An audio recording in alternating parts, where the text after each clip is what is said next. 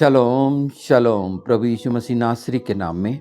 चलिए आज के इस दिन में जो परमेश्वर ने हमें दिया है, पिता अब्बा यहोवा ने, आनंदित होने का है कि ये क्षण दिन समय जो हमें मिले और आज हम यीशु मसीह नासरी के नाम में पवित्र आत्मा की मदद से इस सुंदर समय में जो सबसे खूबसूरत दिन ठहराया गया उसमें अपने सरों को झुकाए हुए हैं। प्रभु अपने आप को आपके सामने रखे हैं। आप जानते हैं हमारे हृदय मन प्राण आत्मा में जो आपके स्वभाव के कारण पवित्र आत्मा आपकी मदद के द्वारा नम्रता और दीनता है, उन सब बातों को लेकर आपके चरणों में करोड़ों करोड़ों चुम्बनों के साथ आपका धन्यवाद करते हैं इस समय के लिए।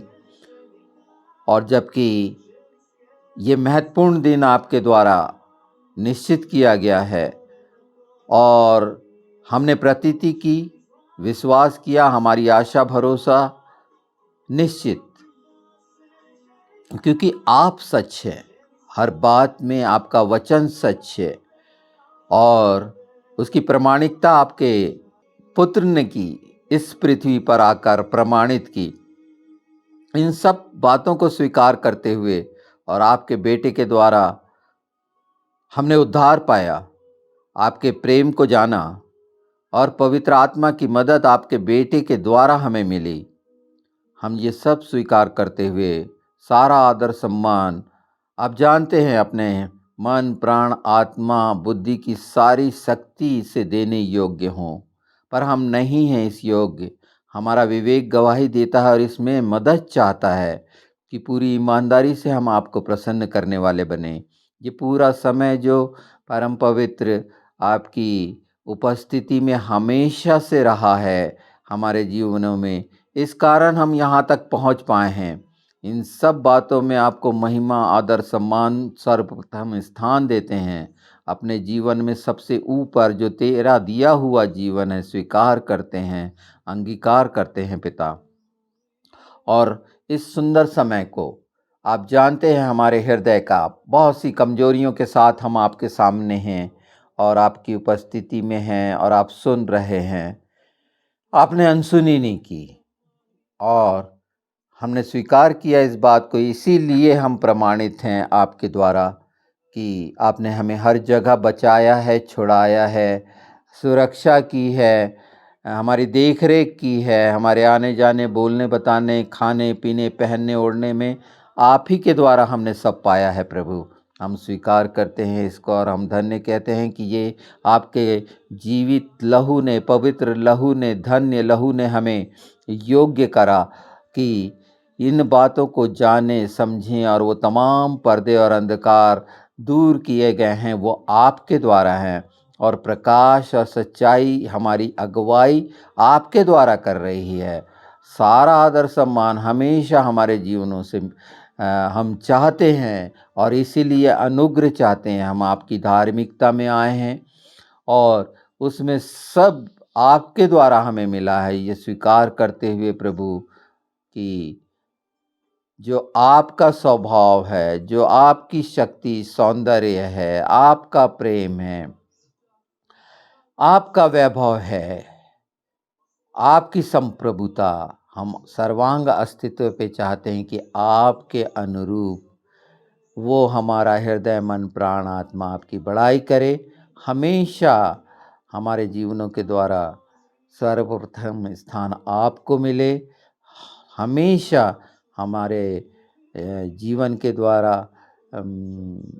वो सच्चाइयाँ प्रकट हो जो हम चाहते हैं कि हम ईमानदार, आज्ञाकारी और वफादार आपके भय में बने रहें। आपके अनुग्रह के द्वारा, यीशु मसीह नासरी के द्वारा इस पूरे समय को पवित्र आत्मा यीशु के नाम में आपके हाथों में सौंपते हैं हमारे मार्गदर्शन के लिए। और हम धन्यवाद करते हैं कि वो शांति यीशु जो आपने दिया है, वो प्रकाश हमारे जीवन में और वो शांति और वो सब कुछ जो प्रतिज्ञाओं के वारिस के लिए आपने ठहराया है, हम विश्वास करते हैं, प्रतीति करते हैं कि वो हमने पाया है। इसीलिए आज इस समय तक शांति में रहकर आपने हमसे जो कराया है उसका धन्यवाद करते हैं। हमने मनमानी की, हमने स्वीकार करते हैं। ये दिन को जो तूने पश्चाताप का दिन भी ठहराया है, हम टूटे हुए हृदय से तेरे सामने हैं इस बात के लिए, आशा के साथ कि तू जल्दी आ, क्योंकि तेरा आना निश्चित है। हम व्यर्थ में ये आशा नहीं लगाए हैं प्रभु, और ये समय भी पूरा सारी सृष्टि पर तेरा है, और होने वाली तमाम बातें तेरे पवित्र शास्त्र के अनुसार सारी सृष्टि पर हो रही हैं। पर इस समय जब हम तेरे नाम से इकट्ठे होकर इस तेरे चरणों में हैं, हम उन सब को अपने साथ लेते हैं प्रभु, जो तूने मुझे दिए थे उन सब के लिए आज का दिन जो तूने हमारे लिए यहाँ पर निश्चित किया, शांति का, आनंद का, खुशी का, चंगाई का, नए प्रकाश का, और वो सब बातें जो हमारे लिए आवश्यक हैं, और वो इसीलिए कि वो सब आपकी महिमा, स्तुति और बड़ाई और स्वर्गीय स्थानों में रहने के लिए हैं।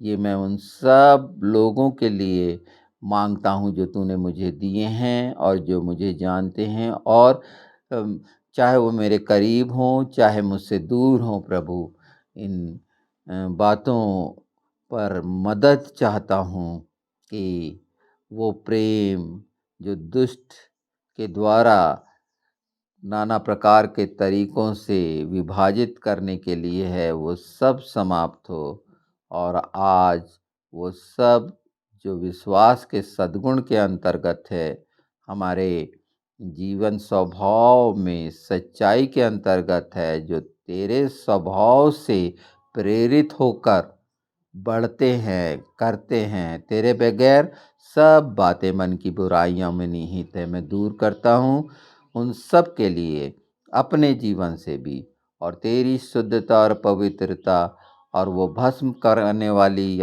आत्मा, इन सब घिनौनी चीज़ों को दूर करके, जो कि नई सृष्टि होने के लिए तूने ये दिन ठहराया, नया वर्ष, ये सब उन सब तेरे विश्वासी तुझ पर जो हाथ उठाते हैं, तेरे लिए मांगते हैं, वो तमाम चर्चेस, मिनिस्ट्री और डिनोमिनेशंस और तेरी नीच कौम जो निश्चित सब जानती है प्रभु, हम नहीं जानते, हमसे गलतियां हो सकती हैं और होती रही हैं, इसीलिए तो हमें मददगार दिया गया है कि हम संभलें। हम धन्यवाद करते हैं इस बात के लिए कि हम इन बातों में सचेत रहें, सावधान रहें और चेताएं भी और संभालें एक दूसरे को।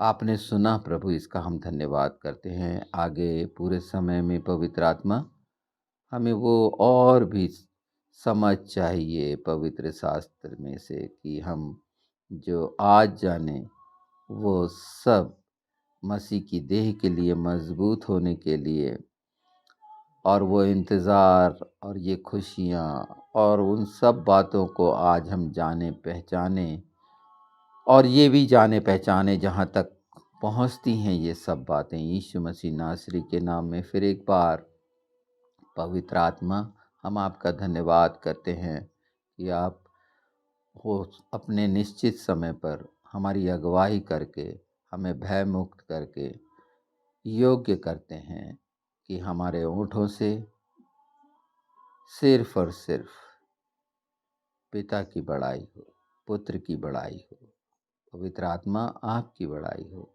प्रशंसा हो।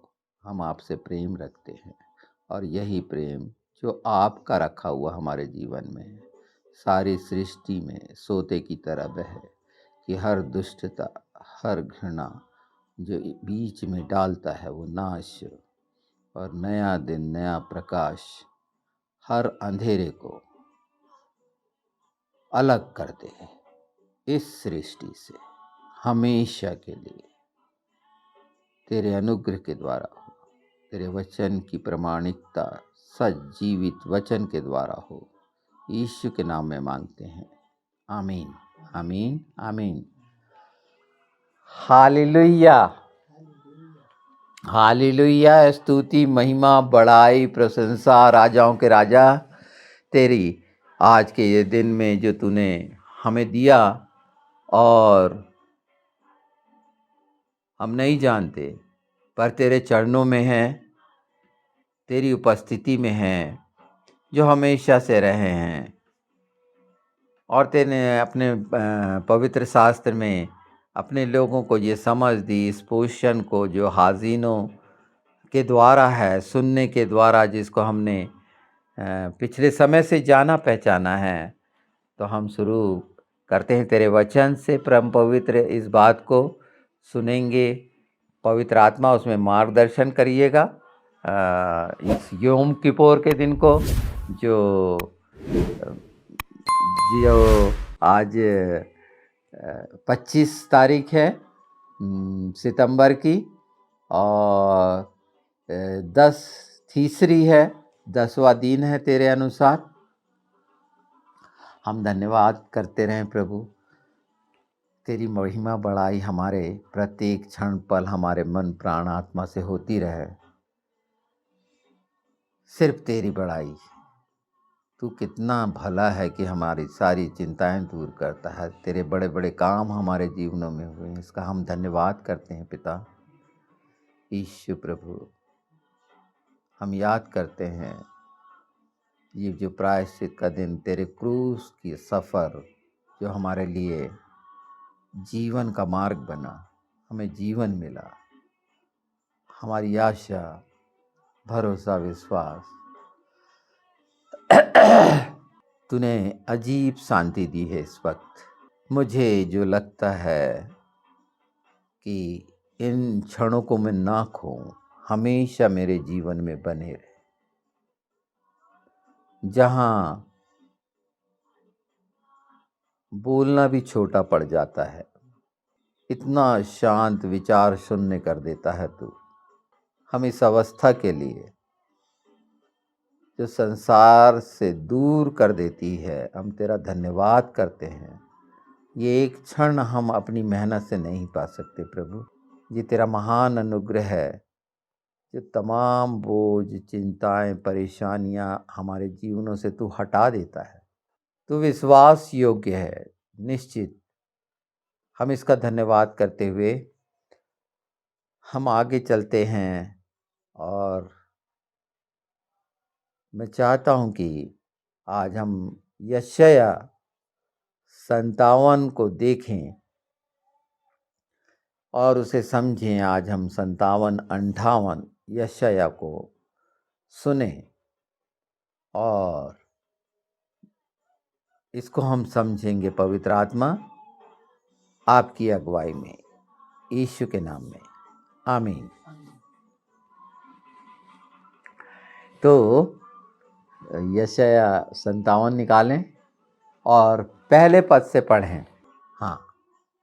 धर्मी जन नाश होता है और कोई इस बात की चिंता नहीं करता। भक्त मनुष्य उठा लिए जाते हैं परंतु कोई नहीं सोचता। धर्मी जन इसलिए उठा लिया गया कि आने वाली आपत्ति से बच जाए। वह शांति को पहुंचता है, जो सीधे चाल चलता है वह अपनी खाट पर विश्राम करता है। परंतु तुम, हे जादूगरनी के पुत्रों, हे व्यभिचारी और व्यभिचारिणी की संतान, यहाँ निकट आओ।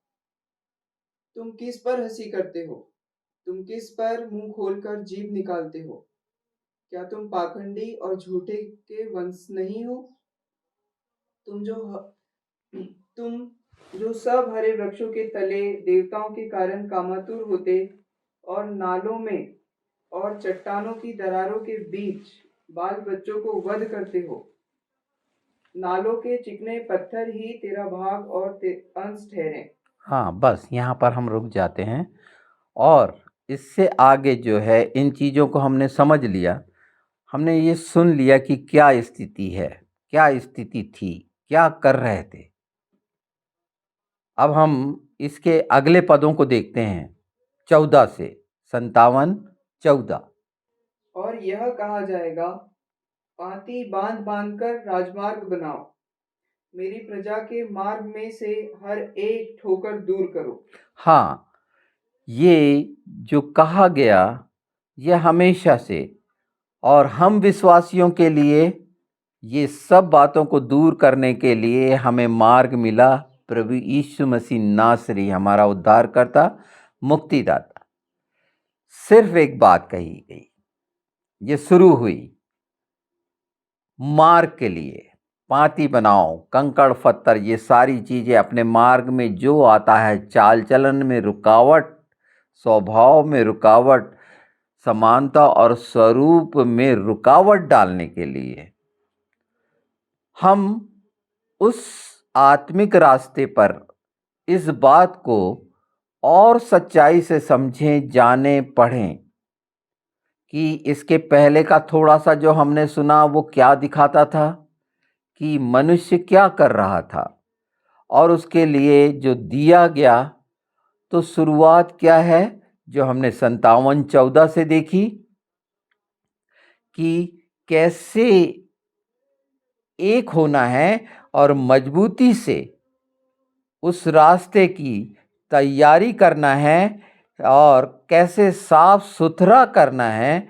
ये सब के लिए प्रभु यीशु का बलिदान हुआ था ना। प्रभु यीशु जिसका बलिदान, इसीलिए तो मार्ग है ना, कि उस पर चलना, यीशु पर चलना। यीशु पर चलना मतलब वचन पर चलना।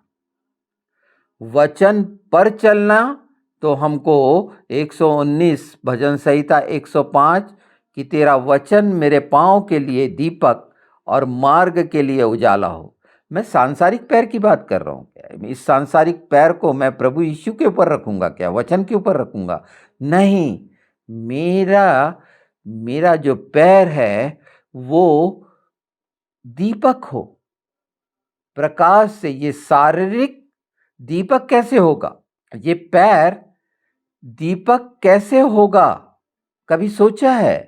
क्योंकि ये पैर कहाँ चला रहे हैं, किसके द्वारे पे पहुंचा रहे हैं? ये इतना सरल है क्या?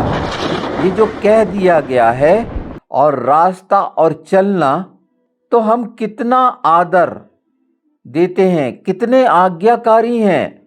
एक बच्चा अपने बाप के ऊपर चल सकता है और चलता भी है।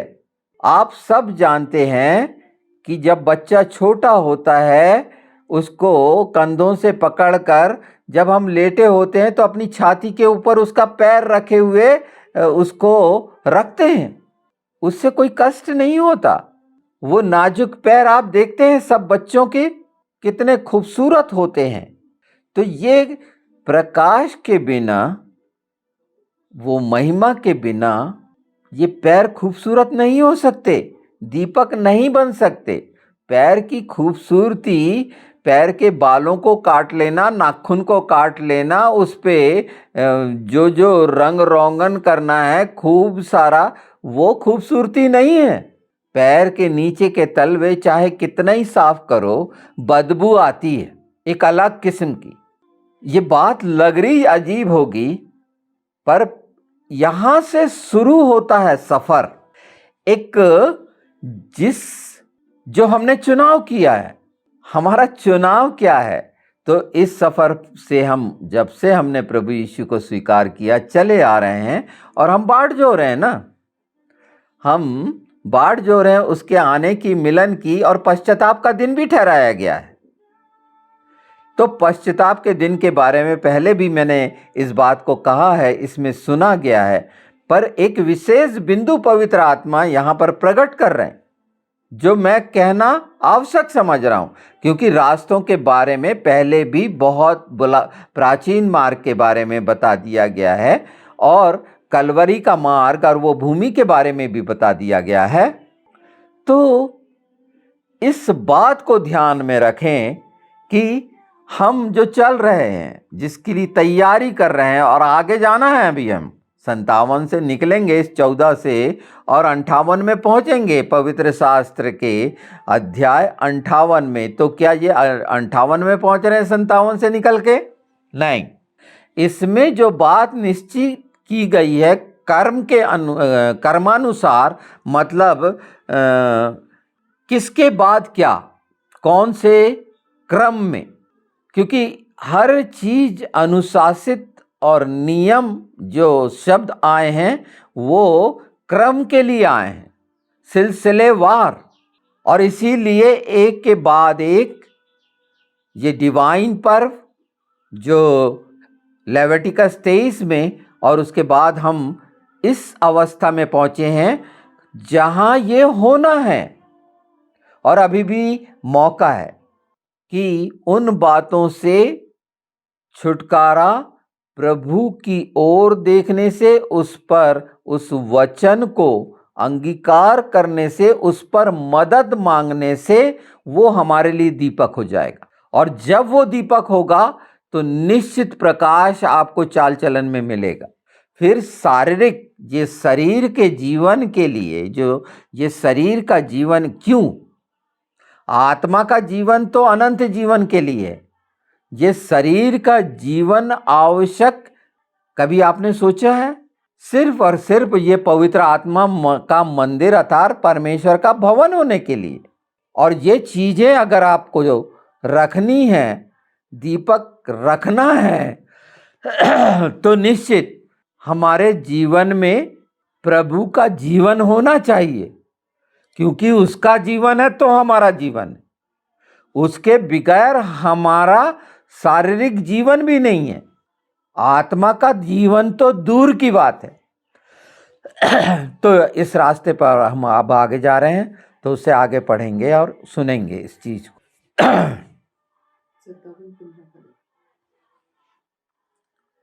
क्योंकि जो महान और उत्तम और सदैव स्थिर रहता और जिसका नाम पवित्र है, वह यूं कहता है, मैं ऊंचे पर और पवित्र स्थान में निवास करता हूँ और उसके संग भी रहता हूँ, जो खेदित और नम्र हैं, कि नम्र लोगों के हृदय और खेदित लोगों के मन को हर्षित करूं। हाँ, ये सब जो कठिनाइयां हमारे सामने जिनको हम देखते हैं, और इस बारे में प्रभु पहले से जानते हैं कि वो उन हिस्सों को जो हमारी तड़फ है, हमारा दुख है, टूटापन है इस संसार में, उसको वो देखता है, और उसके लिए उसके प्रॉमिस हैं जो हम 57-14 से लगातार देखते हुए चलेंगे, 58-14 तक आगे बढ़ते हैं। मैं सदा मुकदमा न लड़ता रहूंगा, न सर्वदा क्रोधित रहूंगा, क्योंकि आत्मा मेरे बनाए हुए हैं और जीव मेरे सामने मूर्छित हो जाते हैं। ये देखिए, ये प्रॉमिसेस हैं।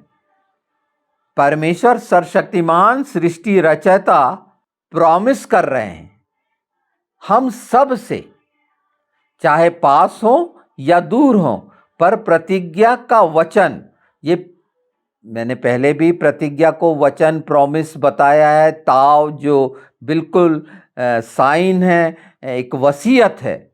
और परमेश्वर बार बार ये घोषणा क्यों करते हैं हर जगह पर, अपने नबियों के द्वारा क्यों बताना चाहते हैं कि बहकाने और भरमाने वाला हर समय चाहता है कि ये बातें हमारी आंखों से ओझल हो जाएं। हाँ, उसके लोभ के पाप के कारण मैंने क्रोधित होकर उसको दुख दिया था और उसके क्रोध के मारे उससे मुंह छिपाया था। कितनी सुंदर बात है। लोभ का पाप यानी लालसा, और सारी सृष्टि पर इसने अधिकार करके ये जो लालसा करे हुए हैं और उसके लिए नाना प्रकार के प्रयास करते हैं, योजनाएं बनाते हैं, निर्भर नहीं रहते। परमेश्वर यहाँ यही कह रहे हैं कि मैंने तुम्हें जब कुछ नहीं था, वीराने में, बियाबान में, मरुस्थल में, तो मैंने तुम्हें बटेर और स्वर्गीय मन्ना दिया, और तुम आज उस चीज के लिए मारे मारे फिरते हो, श्रापित होकर मेरे पास आना नहीं चाहते, मुझसे लेना नहीं चाहते, क्योंकि तुम सोचते हो कि मेरे पास नहीं है। तुम मुझे कैसा लेते हो?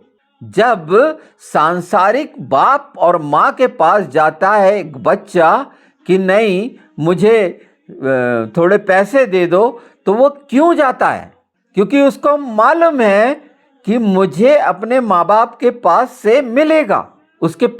उनके पास है, सांसारिक माँ बाप के पास है। अति गरीब से गरीब भी होगा तो उसके माँ बाप उसके लिए कुछ ना कुछ देंगे। वो कंजूसों की तरह, साहूकारों की तरह, जो महसूल लेने वालों की तरह ब्याज में बढ़ाने के लिए इकट्ठा नहीं करेंगे जो काई खा जाएगा।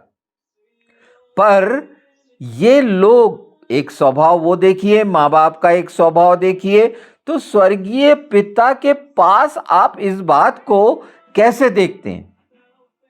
क्योंकि आप वहां विश्वास नहीं करते, आप वहां देखते नहीं है ना। अगर वहां देखते होते तो ये लोभ का पाप क्यों आता? और ये जब आता है तो यही तो पूरे अस्तित्व को उन लालसाओं का दास बनाकर दूर कर देता है। और ये दिन जो है इकट्ठे होने का, ये प्रमाणित करता है कि परमेश्वर जो सब कुछ जानता है, यहाँ पाती बनाव से शुरू हुआ था ना, हमने शुरू किया था मार्ग में चलने के लिए मजबूती पाती क्या होता है? ये जो खुलासे हैं, इससे कहीं ज्यादा हम सारे पवित्र शास्त्र में पाते हैं। अलग अलग तरीकों से मनुष्य की विचारधारा, उसका मनोविज्ञान, उसकी मनोदशा के अनुसार परमेश्वर ने अपने वचनों को रखा जो सबके लिए लाभ का कारण हो। सिर्फ पढ़े लिखों के लिए नहीं, सब और सब के लिए। चाहे विकलांगता हो, शारीरिक, मानसिक, आत्मिक, तो भी वचन उन पर कार्यकारी है। यही चंगाई है। जितनी चंगाइयां हैं, पाला का मारा हुआ, अंधा, मरा हुआ, ये चंगाइयां परमेश्वर ने इसीलिए रखा कि हम ये सब बातें अपने जीवन में ले लें और विश्वास करें। क्योंकि आज सांस का देने वाला आपसे चाहता है कि आप व्यर्थ हाथ पैर ना मारिए। जबरदस्ती की लालसा व्यर्थ है। आपके लिए जो ये दिन है पूरा, वो नियुक्त किया गया है कि कल का दिन आपकी चिंता करेगा। ये परमेश्वर का वचन है। हम आगे बढ़ते हैं इसमें। परंतु वह अपने मनमाने मार्ग में दूर भटकता चला गया था। मैं उसकी चाल देखता आया हूँ, तो भी अब उसको चंगा करूंगा। बस देखिए, सब बात देख रहा है परमेश्वर, सब चीज देख रहा है, चंगाई का वादा दे रहा है। ये कौन सी चंगाई है? सिर्फ शारीरिक, जो इसके पहले मैंने कहा, वो पूरी की पूरी संपूर्ण, वो कुछ रख नहीं छोड़ता बचा लूं, बिल्कुल नहीं। वो सब दे देना चाहता है। और इसीलिए तो अपना इकलौता पुत्र दे दिया, जो उसका सबसे बड़ी धरोहर, सबसे बड़ा धन वो हमारे लिए दे दिया। और सृष्टि की सारी चीजों का जो मालिक, जिसके पास कुछ है, जो बाप ने किया वो बेटे ने हमारे लिए कर दिया। और अगर हम ऐसी संतान हैं तो ऐसा विश्वास रखें, और वादा उसका पूरी रीति से चंगाई का है, इसके बावजूद भी कि हम उसके साथ कितने ईमानदार वफादार रहे। यही तो याद करने का है इकट्ठे होने के लिए, कि उससे जब मिलें तो हमारा बाप खुश हो, उसका बेटा खुश हो। ये सब जो बताया जा रहा है या बोला जा रहा है, ये क्यों? क्योंकि मेरी आत्मा की इच्छा है। तो जब मेरी आत्मा की ये इच्छा है कि जब मैं उसे मिलूं, तो निश्चित वो प्रसन्न हृदय से मुझे मिलेगा, क्योंकि उसी की मदद से मैं उसके पास पहुंचा हूं। उसके बगैर मैं कुछ नहीं कर सकता था। तो ही उसके पास मनुष्य पहुंचेगा और ये सुलभ सरल हो जाएगा चंगाई के द्वारा। आगे और सुनते हैं कि कैसे कैसे परमेश्वर वादे करते हैं। मैं उसे ले चलूंगा और विशेष करके उसके शोक करने वालों को शांति दूंगा। मैं मुंह के फल का सृजनहार हूँ। समझ लो, ये शब्द सृष्टि रचयिता बोल रहा है कि मैं मुंह के फल का, बोला गया जो शब्द है उसका सृजनहार हूं। ये प्रत्येक इंसान बोलता है। क्या क्या बोलता है? जैसा वो बोलता है उसके अनुसार परमेश्वर सृजन कर देता है, क्रिएट कर देता है। हमेशा वो बनाना चाहता है। बनाना, बिल्ड करना। बनाना क्यों होता है? क्योंकि कुछ टूट गया है। और बहुत पहले कई बार मैंने वाव का जो हिब्रू जानते हैं वो टूट गया था, जो यीशु में पूरा हुआ। सृजनहार का मतलब है कि कितना भी तुम टूट रहे हो मैं बना दूंगा, मैं चंगा कर दूंगा, यीशु ने कहा। और इसीलिए एकदम आखिरी में चले जाइए आप कि तू आखिरी में मेरा नाम लेकर पुकारेगा तो मैं उद्धार कर दूंगा। क्योंकि इंसान उस समय बोलने लायक भी, पुकारने लायक भी नहीं होगा, यहाँ तक कि वो इतना झुक चुका होगा, गिर चुका होगा मानसिक स्तर पर गुलामी में कि अपने सिर को भी ऊपर नहीं उठा सकेगा। सिर उठाना मतलब ऐसा उठाना, उस बात के लिए जहां पर शर्मिंदगी से सिर झुके रहते हैं ना लोगों के, बोझ से, एहसानों से, कई चीजों से, अपराधों से सर झुके रहते हैं ना, वो कितने भारी हो जाएंगे कि एक मनुष्य सिर भी नहीं उठा सकेगा। तो क्या सिर्फ यहां पर बताते समझाते भी जा रहा है कि क्या बोलना चाहिए, मैं उसको बना दूंगा क्योंकि मैंने बोला और हो गया। प्रभु यीशु ने जो बोले वो हो गया पूरे उस पवित्र शास्त्र में। और अगर हम उस मार्ग पे हैं, उस विश्वास में हैं, उस सच्चाई में हैं, उस पे निर्भर हैं, तो आप अपने मुंह के फल के सृजनहार होंगे, परमेश्वर के वचन के वादे के अनुसार यीशु मसीह नासरी के नाम में। अगर आप सोचते हैं कि मैं बोलूंगा और हो जाएगा, तो जितने असफलताएं और नहीं होने की अवस्था है, कुछ बनने की नहीं अवस्था आ रही है, तो इसका मतलब है व्यक्तिगत सामर्थ्य का प्रदर्शन करने वाले के द्वारा कोई भी चीज क्रिएट नहीं हो सकती, बन नहीं सकती। मसीह की देह उन्नति नहीं पा सकती, खुद की आत्मिक उन्नति नहीं हो सकती। इस आत्मिक उन्नति को समझिए सिर्फ इस एक, जहां प्रॉमिस हुआ कि मैं अपने मुंह के फल का सृजनहार हूं। आगे बढ़ते हैं। यहोवा ने कहा है, जो दूर और जो निकट हैं दोनों को पूरी शांति मिले और मैं उसको चंगा करूंगा। बिल्कुल, उसने किसी को नहीं रख छोड़ा। आप अगर आप बोलते हैं कि भेदभाव है, उसने बिल्कुल नहीं। और अगर उसकी आशीष की प्रतिज्ञाएं हैं, तो जो यहाँ बैठे हैं और दूर हैं, परदेसी हैं, मैं भी उनको इन वाचा में शामिल करता हूं। ये पवित्र शास्त्र में कई बार सुन चुके हैं, पर हम अभी वहां नहीं जाएंगे।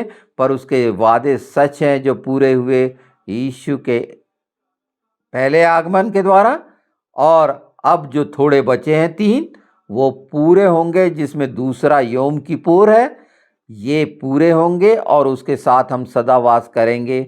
यही हर जगह, हर वचन और प्रतिज्ञा में बताता है। आगे बढ़ेंगे।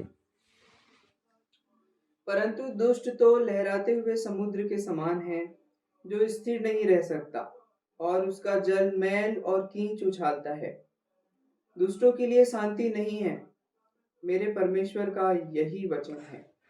सुन लिए ना कि दो हिस्से आप समझ लीजिए कि वो फेन और गंदगी उछालने वाला दुष्ट जो अपने जीवनों में रखे हुए हैं उसको, और अगर पहचान नहीं है तो पहचानिए कि आपकी तमाम गतिविधियां, क्या फैन समुद्र का गंदगी किनारे ला रही है, फैन उछाल रही है वो गंदगी, फिर भी वादा यशायाही में 4:4 का हमेशा पर दुष्ट जो वाकई नाश होने के लिए तैयार हो गए हैं।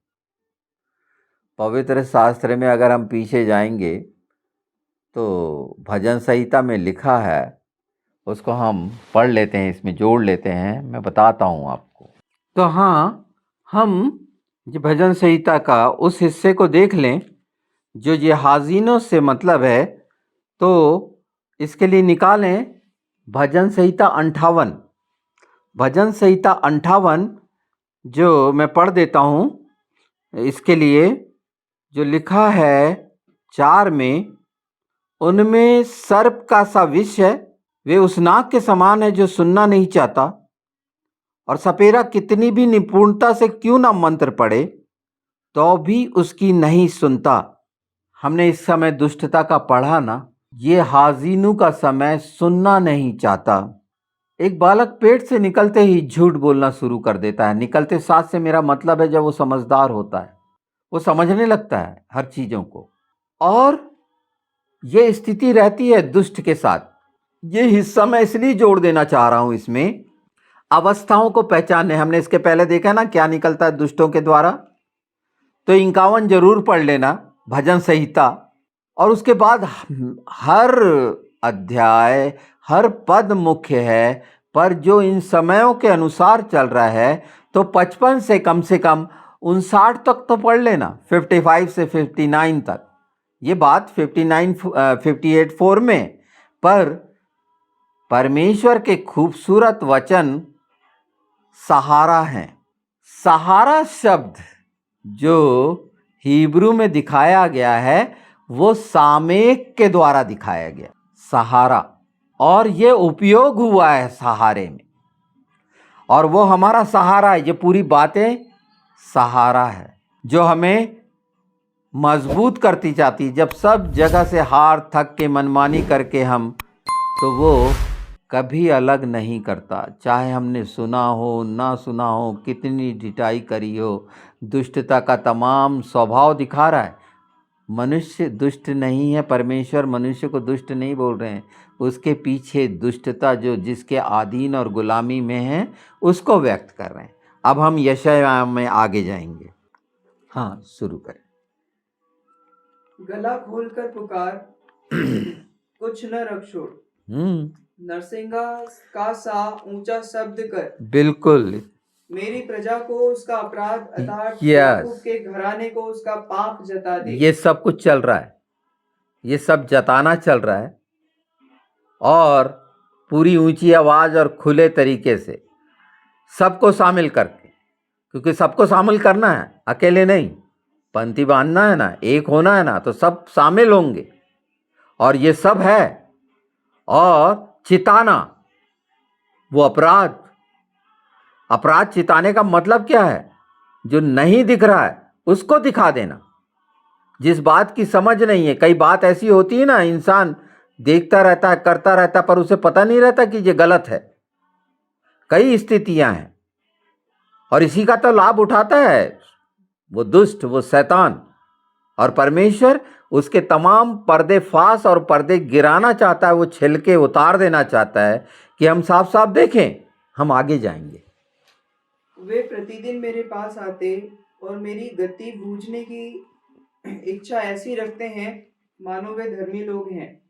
उन्होंने अपने परमेश्वर देख लीजिए, ये स्थिति तो नहीं है कि अपनी वो सारी चीजें धर्मी अपने आप को दिखाकर ये सारी चीजें तो नहीं कर रहे हैं। ये वचन ध्यान से अंडरलाइन कर लेना, बहुत जरूरी है, हम सबके लिए जरूरी है कि ऐसा तो नहीं कर रहे, क्योंकि ये वो जान रहा है, और इसी बात पर पूरा पूरा लक्ष्य है कि ये जो कर रहे हो उस समय, या आज के इस समय में उपवास में आप कैसे रह रहे हो? बिल्कुल, अभी मैं थोड़ी सी इस संबंध में बात करूंगा कि हम ये उपवास का एक और सुंदर पहलू समझें। निश्चित भजन यशायाह 58 में जो अभी पढ़ा नहीं गया है उसमें उपवास का सही अर्थ बताया गया है, पर उपवास जिसमें हम हैं, जिसमें पूरे यहूदी इज़राइल हैं, उनको मालूम है क्या भूख हड़ताल में है। इस हिस्से को बहुत अच्छे से समझिए कि सब कुछ भूल जाना यह अवस्था है कि आपकी। इंसान खाना पीना कब भूलता है? आनंद की पराकाष्ठा कब है? मिलन में, इंतजार में। यह अवस्था है क्या? उपवास, उसके साथ वास, भूख हड़ताल अलग बात, शरीर को साधने के लिए होती है ना, कंट्रोल के लिए। पर उपवास का यथार्थ कि आप कितने बेचैन हैं, कितने व्याकुल हैं। ये बेचैनी आनंद से भरपूर की है, दुख और परेशानी की नहीं है, बाढ़ जोने की है। हर क्षण कितना कीमती कीमती और कीमती आप बना सकते हैं अपने जीवन का।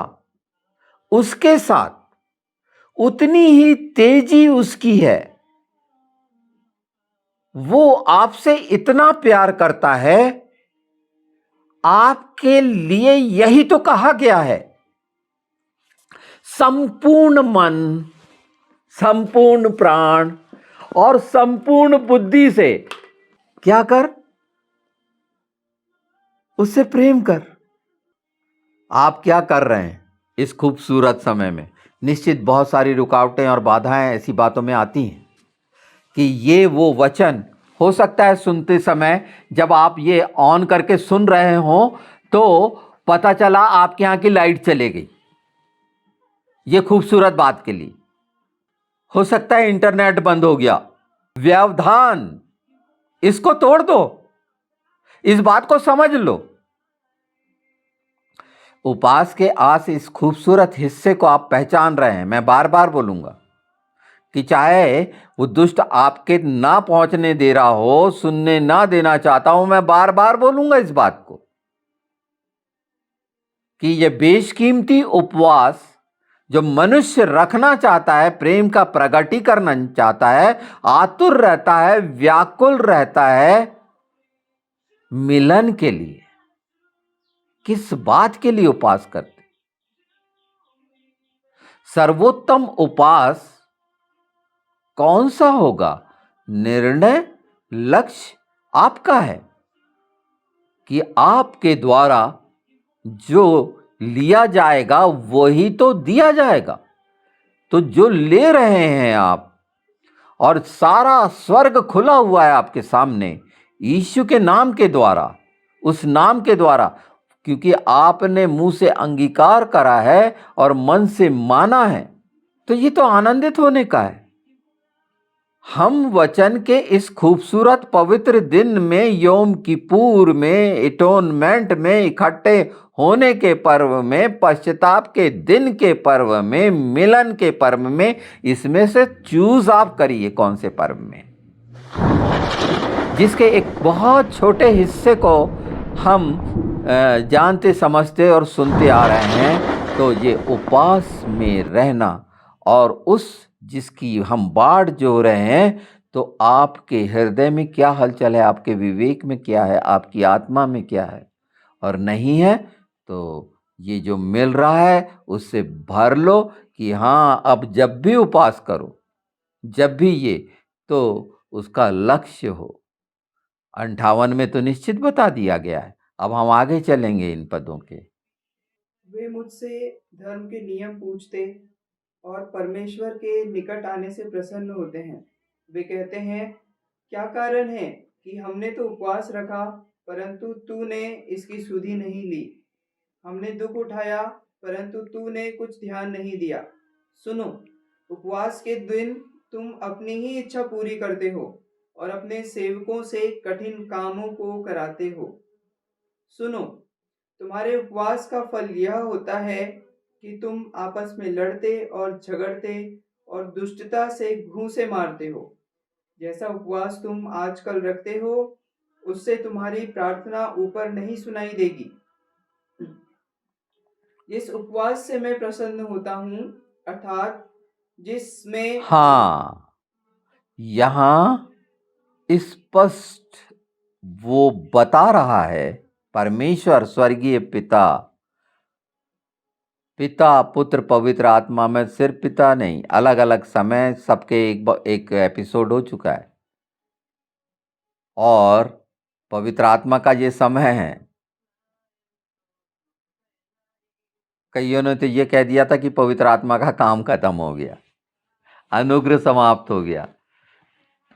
पर यहाँ क्या बोल रहे हैं प्रभु पिता, आप कैसे रिलेशन है, ये तो ये आपको डिसाइड करना है कि सब अपने अपने अनुसार रिलेशन ठीक है, पर रिलेशन तो हैं, पर किससे वो खुश होता है वो बता रहे हैं। और ये भी बता रहे हैं कि क्यों नहीं सुना जा रहा और क्या है और क्या है। अब उससे आगे और चलते हैं। जिस उपवास से मैं प्रसन्न होता हूँ। हाँ, अब ध्यान से सुन लीजिए, कौन से ऐसे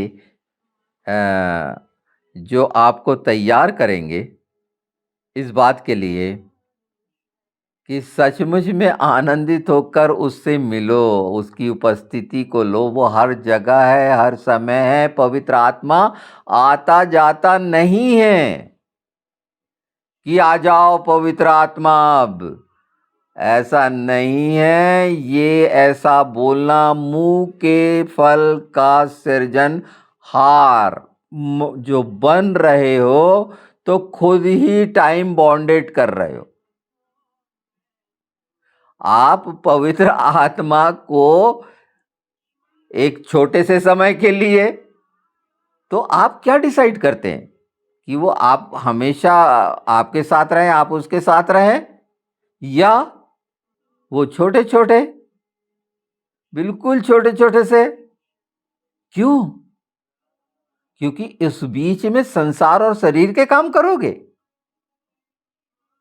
तो ये चालाकी तो कौन से? हाँ, मैं किस उपवास से प्रसन्न होता हूं और तुम क्या करते हो, यही वचन बताएगा कि ये सारे उपवास रखने वालों कि तुम कौन सा उपवास रख रहे हो और परमेश्वर कौन से उपवास से प्रसन्न होता है और तुम कैसे उपवास रख रहे हो। हम आगे चलते हैं। अर्थात जिसमें मनुष्य स्वयं को दीन करे। क्या तुम इस प्रकार करते हो? क्या सिर को झाऊ की नाई झुकाना, अपने नीचे टाट बिछाना और राख फैलाने ही को तुम उपवास और यहोवा को प्रसन्न करने का दिन कहते हो? जिस उपवास से मैं प्रसन्न होता हूँ, वह क्या यह नहीं कि अन्याय से बनाए हुए दासों और अंधेर सहने वालों का जुआ तोड़कर उनको छुड़ा लेना और सब जुओं को टुकड़े टुकड़े कर देना? क्या वह यह नहीं है कि अपनी रोटी भूखों में बांट देना, अनाथ और मारे मारे फिरते हुओं को अपने घर ले आना, किसी को नंगा देखकर वस्त्र पहनाना और अपने जाति भाइयों से अपने को न छिपाना?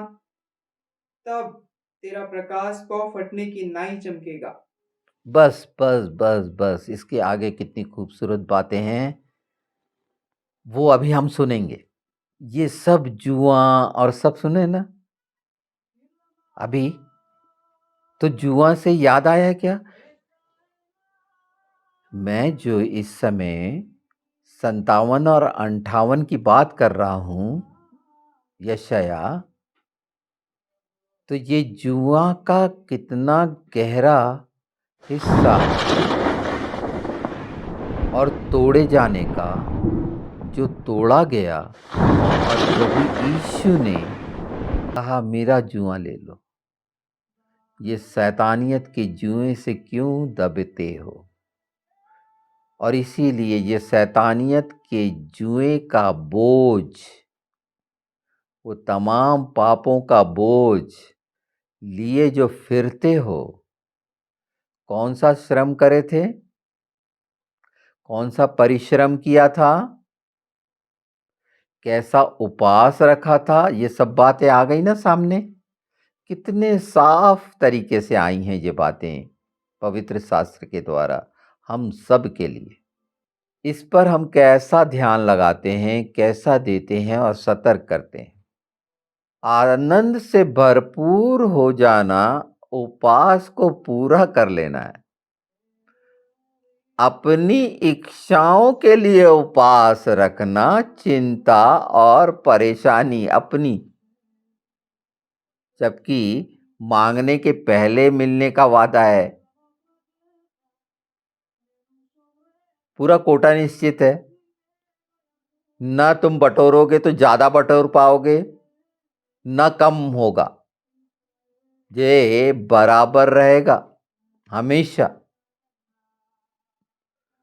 ये पूरा, इसे आपको कितनी बार पकड़ के समझना चाहिए, क्योंकि हर समय चलता है ना, उपवास प्रार्थनाएं चल रही हैं काय के लिए भैया, रोने गाने के लिए है,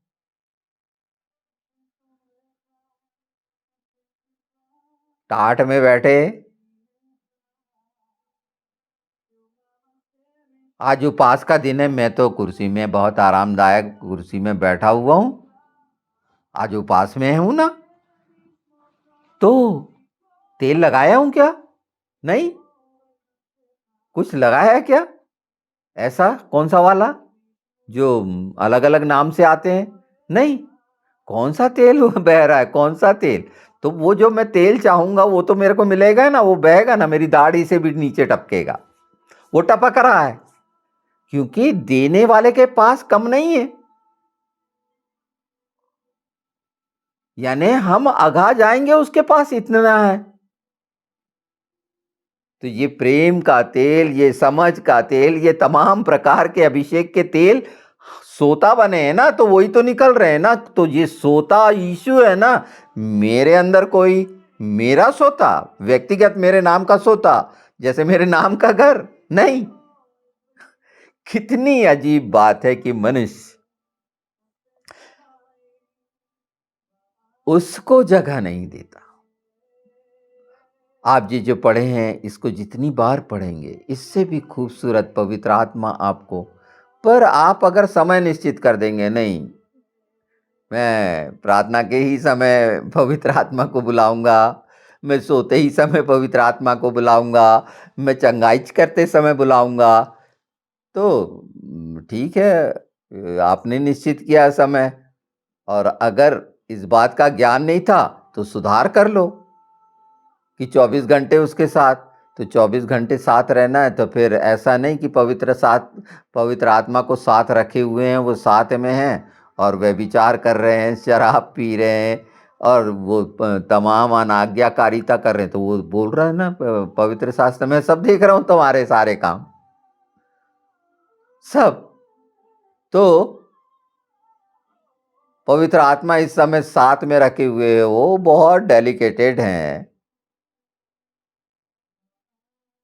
उनके साथ कैसा व्यवहार कर रहे हो आपको पता है नहीं मालूम। अभी मैं पिछले एक एपिसोड में दूध के बारे में बता रहा था कि हमको सहायक दिया गया है और उसको आप पूरे निशस्त्र कर देते हो, मतलब उसके अस्त्र को भी छिनवा देते हो दुष्ट के साथ होकर। और वो मिला इसलिए कि तुम्हारा सहायक बने, तुम्हारी प्रार्थना लाने ले जाने और सब बातों में ये हैं। आप कैसे देखते हैं, आप अपने आसपास क्या पाते हैं जब आप बोलते हैं कि स्वर्गदूतों का पहरा हो और आराधना में शामिल हो, वो स्वर्गीय संतलत यहाँ पर हो, तो वो कौन सी जगह पर होगी? ये आज उपस्थिति में जो आप सुन रहे हैं, तो बाइबल में लिखा है कि वो हमारे स्वर्गदूत भी सुनने की लालसा रखते हैं। वो नहीं जानते, ये आप जो सुन रहे हो वो स्वर्गदूत भी नहीं जानते ना कि अरे इतनी खूबसूरत बातें। और आप अपने सहायक को निशस्त्र कर दिए वो दुष्ट के द्वारा। हाँ, उपवास में जा रहे हैं तो अपनी इच्छाओं के कारण जा रहे हैं। परमेश्वर की इच्छा को जान रहे हैं क्या? कि आप उसके साथ हमेशा जो यीशु की शांति मिली है उसमें रहकर।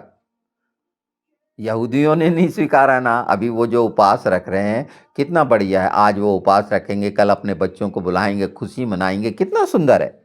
पर उनने प्रकट कर दिया कि हम रोने गाने के लिए नहीं, पर हम उसके लिए पूरा समय, क्योंकि वो रहेगा, हम उसके साथ रहेंगे। ये हमारा प्रेम प्रकट करेगा कि हम खाने पीने पे ध्यान दे रहे हैं, पहनने ओढ़ने पे, चलने फिरने के, आज के कार्यकलापों पे, उससे ज़्यादा महत्वपूर्ण किस चीज़ को मान रहे हैं। मैं तो बैठा हूं ना बेफिक्र, पता नहीं कितने सारे काम और बहुत सारी चीजें हैं, एडिटिंग से लेके ये, मैं कितनी सरल बात बता रहा हूं, बहुत सारी चिंताएं हैं कि ये वो, पर क्या उसको करने बैठूंगा? हाँ, जब बैठूंगा तो इसका मतलब यीशु को छोड़ दूंगा, पवित्र आत्मा पिता को, कि अब मैं यहां बैठ गया हूं? नहीं, मैं साथ रहूंगा कि नहीं, साथ साथ काम करेंगे। तेरे राज्य के लिए काम कर रहे हैं, साथ साथ करेंगे। जैसे अभी साथ साथ उनके बिना मैं बोल पाऊंगा क्या? तो मैं 24 घंटा क्यों? जब मैं अपने आप को 24 घंटा जीव समझते हैं ना, तो 24 घंटे का मददगार, हमारा सहायक, शिक्षक, आप क्या मान रहे हैं? किस तरह से इस विषय को ले रहे हैं? आपकी इसमें रिलेशनशिप कितनी मजबूत, कैसी दृढ़ है?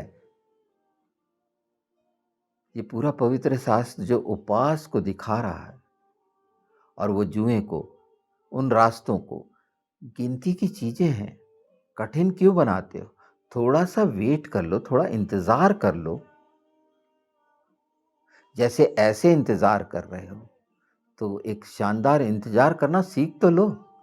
और शानदार इंतजार का भेद बता दिया मैंने, शानदार उपहास का भेद पता चल गया। वो प्रमाणित करेगा, पेट में आग तो नहीं लगी। पेट में आग लगी मतलब वो शानदार नहीं था, वो खुशी नहीं थी वहां पर, वो नहीं था, बिल्कुल नहीं, बिल्कुल नहीं। कल्पनाओं में नहीं जाना। नहीं, मेरे को तो शुगर हो गया तो मैं थोड़ा थोड़ा तो खाऊंगा भाई, क्योंकि मेरे को भूख में चक्कर आने लगेंगे। आपको मालूम है, दानियल, बेसुध होना, बेसुध के कई प्रमाण हैं। बेसुध का, चलिए हम तोरा से तनाक तक का नहीं बताते, चलो नए, जिसको एंजल का मैं बताता हूँ, नई वाचा का। पतरस बेसुध हुआ था, याद आया? उपवास रखा था, भूखा मरा था क्या? भूख था उसको, भूख थी क्या? खाया पिया नहीं था, इसलिए बेसुध हुआ। वो अवस्था थी जिसमें वो देख रहा था, वो चादर याद आई? कुछ नया होने के लिए वहां से एक नया हुआ था ना हमारे लिए। नहीं तो प्रवेश नहीं करेंगे, हम नहीं जाएंगे, हम तो यहूदी हैं, हम अन्य जातियों के यहां नहीं जाएंगे। अरे हम उस चर्च के हैं, हम उस चर्च में नहीं जाएंगे। क्या है ये? एक बात काफी हो गई, मेरा ख्याल सबको समझ में आ गई होगी। और जहां तक ये बात पहुंचेगी समझा देना। पतरस उदाहरण है, वो तो कितने कट्टर होते थे, वो तो घर भी नहीं जाते थे किसी गैर मसीह यहूदी के। बिल्कुल वो इतने वो हैं, जब परमेश्वर ने, पवित्र आत्मा ने बताया तब हो गए। नहीं, ये तो बिल्कुल वचन में मजबूत लोग हैं, बिल्कुल यीशु में उसी तरह मजबूत रहे वो।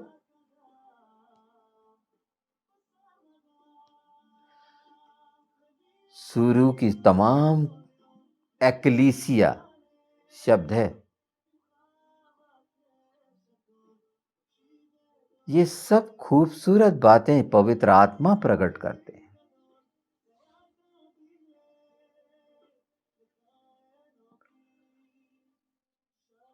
इसमें आनंदित होने का है। ये सब आपको जो मिल रहा है सुसमाचार, वो आनंद का सुसमाचार मिल रहा है।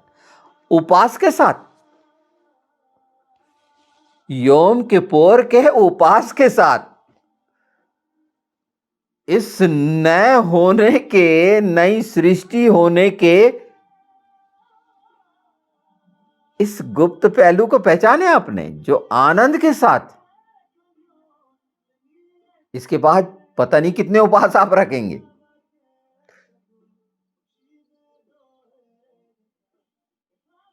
और आपका तमाम आचरण स्वभाव प्रमाणित करेगा कि सचमुच में आप कौन से उपवास में हैं। तो चलिए आगे बढ़ते हैं। तब तेरा प्रकाश पौ फटने की नहीं चमकेगा और तू शीघ्र चंगा हो जाएगा। तेरा धर्म तेरे आगे आगे चलेगा, यहोवा का तेज तेरे पीछे रक्षा करते कते चलेगा। चलेगा। ये कितना खूबसूरत है कि क्या क्या होगा। ये 4 लाइन कितनी शानदार है, इसको बांध लेना चाहिए। वादे की है, मिलन के वादे की ये सारी चीजें हैं कि क्या क्या होगा। कि तेरा तेज, तेरा तेज। फिर एक बार पढ़ ले। तब तेरा प्रकाश पौ फटने की नहीं चमकेगा, बिल्कुल, हाँ। और तू शीघ्र चंगा हो जाएगा। ये टोटल चंगाई, फुल, पहली एक नहीं कि मेरी ये वाली थी, ये वाली थी, ये वाली थी, वो वाली थी, ऐसी थी, वैसी थी, 50 तरह की थी, मानसिक थी, शारीरिक थी, पता नहीं जितनी तरह की आपकी वो जो पाप की लालसा के द्वारा आई थी, सब घुसी थी दुष्ट के द्वारा, वो तमाम तमाम और तमाम की चंगाई। हाँ, तेरा धर्म तेरे आगे आगे चलेगा। ये तेरा धर्म तेरे आगे आगे चलेगा। ये सब सब सब। मेरा धर्म कौन है? मेरा यीशु। मेरा यीशु मेरा धर्म है। हाँ, मैं अपने व्यक्तिगत कर्म कांड पाखंड को अपना धर्म बोलता हूं तो बात अलग है, क्योंकि हम उसकी धार्मिकता में हैं। वो मेरे आगे आगे चलेगा, वादा। और पीछे पीछे क्या हो रहा है देखो। यहोवा का तेज तेरे पीछे रक्षा करते चलेगा। ये मतलब पीछे से भी कुछ नहीं हो सकता। वो छिप के वार करने वाला दुष्ट शिकारी आपको, अरे चाहे गहरे अंधकार से भरी हुई तराई में कूदो फांदो कुछ हो, कोई नाश नहीं कर सकती, कोई नुकसान नहीं होगा। अब इससे आगे ये तो बहुत अच्छे से आ गया होगा। और ये सब हमारे मसीह भाई बहनों के लिए तोहफा नहीं है। ये बिल्कुल तोहफा है। और इससे खूबसूरत तोहफा योम कपूर में, ये एटोलमेंट में और क्या मिलेगा कि यीशु का आगमन, बेहतर और सारी चीजों से छुटकारा, सब तरह की चंगाई, मतलब निर्दोष और निष्कलंक दुल्हन। आगे बढ़ते हैं। तब तू पुकारेगा और यहोवा उत्तर देगा। यस, आज बोलते हैं ना वो सुनता है कि नहीं सुनता। अरे एक इंसान के पास अपनी याचिका लेके जाते रहते हो काम कराने, फोन पर फोन नहीं उठाते, अनसुनी करते हैं, आपको लज्जित करते हैं ना, छोटा बड़ा। कितनी बार लज्जित होते हो, बताते रहते हो आप लोगों को कितनी अच्छी अच्छी बात, पता चलता है वो कहीं और देख रहा है, कहीं लज्जित। पर पिता कान लगाए रहता है और अपनी दृष्टि जमाए रहता है, और वो अनसुनी नहीं करता, वो हमें कभी लज्जित नहीं करता, उसका वादा है। पर क्यों नहीं सुनता, इसमें है। इसके पहले हमने सुने, अब थोड़ा सा और आगे चलते हैं, वहीं से फिर एक बार। तब तू पुकारेगा और और यहोवा उत्तर कर देगा। देगा। तू दुहाई देगा और वह कहेगा, मैं यहाँ हूँ। यहां हूं। बस दुहाई देगा, कोई भी बात कहेगा, और वो कहेगा मैं यहां हूं, मैं यहां हूं, छिपा हुआ नहीं हूं। हाँ, हो सकता है मैं छिपाऊं। छिपता कब है इंसान? वो नंगापन, छिपा हुआ मैं तो नहीं हूं, तो वो सुनेंगे कैसे? तू कहाँ है आदम? ओ मैं तो यहां पर, ऐसा हो गया, तूने क्या कर दिया था? हाँ तो ये पिछला वो तो नहीं कर दिए थे। हाँ तो फिर भी वो बोल रहा है ये चीजें होंगी, ये चीजें हो रही हैं। हम जैसे वो लोग अन्य जातियों से जो निकले हैं, ये बात बता रहे हैं ना, जिनको इन बात की समझ भी नहीं, मुझे तो खैर बिल्कुल नहीं है, हो सकता है आपको हो, पर पवित्र आत्मा जो सब इतनी खूबसूरत बातें बता रहे हैं, मैं भी आनंदित हो रहा हूँ। आप जानते हैं क्या? नहीं जानते ना? तो मैं आपको बता देता हूँ एक बात। ये मैं आपको जो बोल रहा हूँ, ये भी मैं पहली बार जान रहा हूँ। कैसा लगा आपको? तो मैं तो आनंदित होऊंगा। हर समय उसकी खूबसूरती हमको मिलती है पवित्र आत्मा के द्वारा। अगर आप ज्ञानी ध्यानी बहुत ज़्यादा प्रकांड हो गए हैं, तो वो मैं नहीं कह सकता, तो वो सुनी नहीं जाती। क्यों नहीं सुनी जाती? पर जब तू ऐसा करेगा और तू जो मुझे पुकारेगा, तो मैं उत्तर दूंगा कि मैं कहाँ हूं, यहां हूं। दुहाई देगा तो दुहाई देने को भी समझाऊं क्या? आप लेके जाते हैं ना अपनी आज याचिका, कितनी बार दुहाई देते हैं ना आप? दुहाई देने में तो एक्सपर्ट हो चुके होंगे। बचपन से लेके अभी तक जो नौकरशाही है या किसी तरह का है, या ये जो तमाम वातावरण है, दुहाई देना लगा ही रहता है ना किसी न किसी बात पे। अब चलो दुहाई से आगे चलते हैं। यदि तू अंधेर करना और उंगली मटकाना और दुष्ट बातें बोलना छोड़ दे।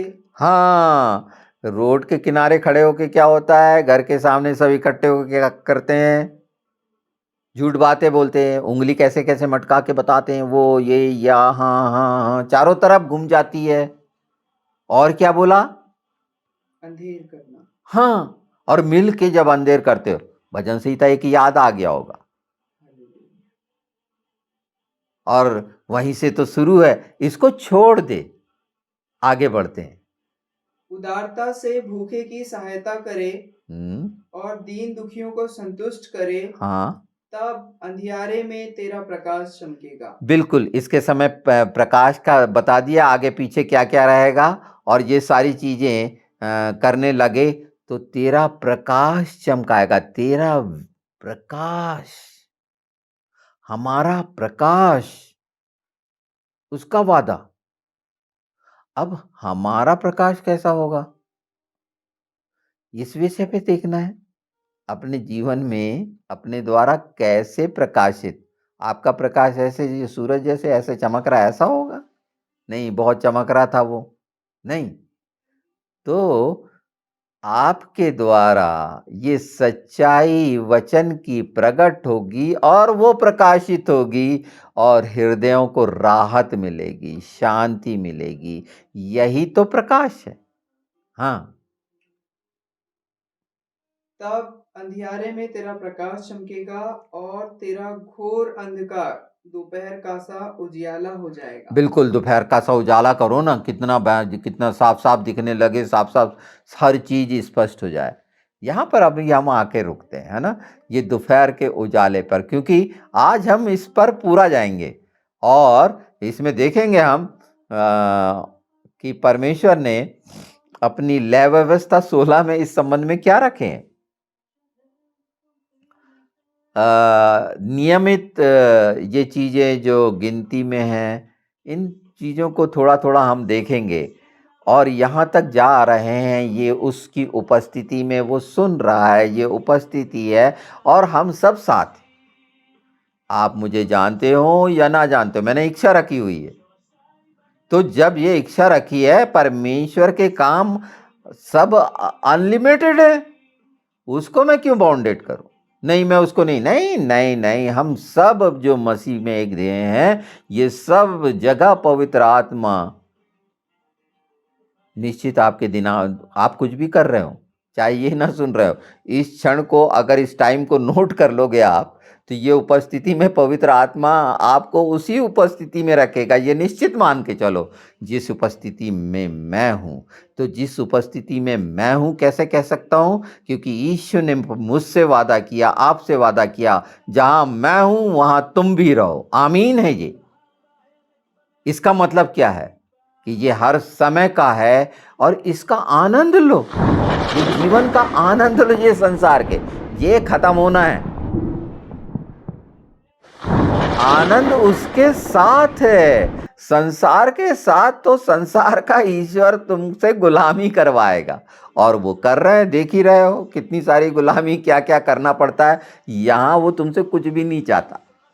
तुमसे क्या चाहता है वो हमने पहले भूल गए हो तो एक बार फिर पढ़ लेना यीशु के नाम में। आमीन।